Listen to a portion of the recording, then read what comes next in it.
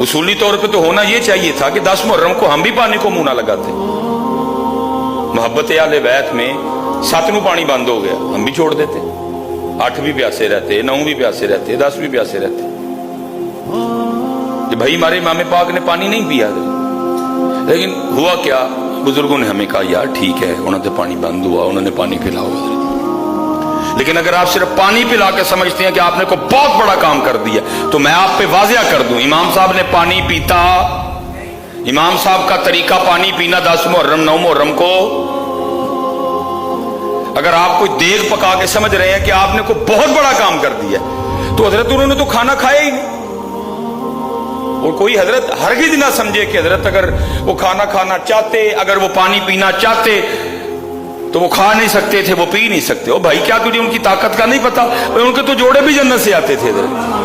तो क्या अगर जोड़े जन्नत से आ सकते थे तो उस दिन